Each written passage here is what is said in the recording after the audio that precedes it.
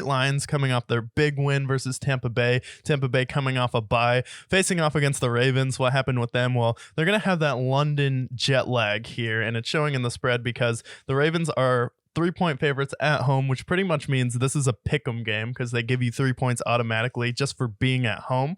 And I think this is definitely a good matchup for the Bills. It's probably the hardest game left on their schedule. So they're looking at it like, hey man, we just went to Tampa. Our defense absolutely dominated. Let's kick our offense into gear versus the Ravens and then really take advantage of this, because if we beat the Ravens, it's pretty much smooth sailing the rest of the season. Our next tough game is the Chargers.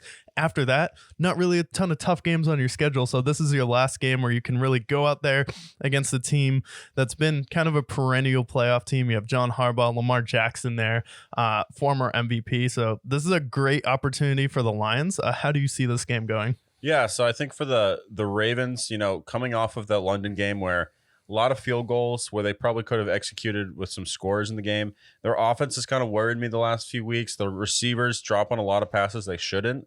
And then on the other side, we have the Lions, who not only has their defense really stepped up for them when they've lost people like Amon-Ra, people like Jameson Williams, people like David Montgomery, but their offense is still delivering even with some of those injuries that have occurred.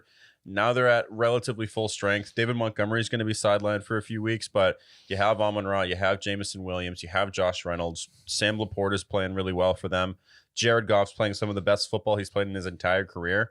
Then on the other side of the ball, I do think the Ravens will recover, and I think it's going to be a good competitive game. Mm-hmm. But with that being said, I'm taking the team that is riding the highest, and that's the Lions. So I have the Lions winning this game. I think they cover that +3 spread, and I think they win this game. Yeah, Lions have a massive opportunity right now. Everyone is saying that the Lions are a contender. They're 5-1 now. They're right there with the 49ers or Eagles. So they see a real chance to get that bye, get home field advantage. So I think you have to take advantage of this moment and really seize it. This is the time where it's like, this isn't going to be the same old Lions. You haven't had a stinker game yet. You're going up against the Ravens. We saw how the Bills came out after that London game. They were kind of jet lagged. Same with the Jaguars a little bit when they came out. They kind of got it in a high gear once they started getting turnovers. But I think this will be a game where the Ravens offense has looked kind of clunky. Aiden Hutchinson and that defense has really been able to key in on the run game. So I think they'll be able to contain Lamar Jackson.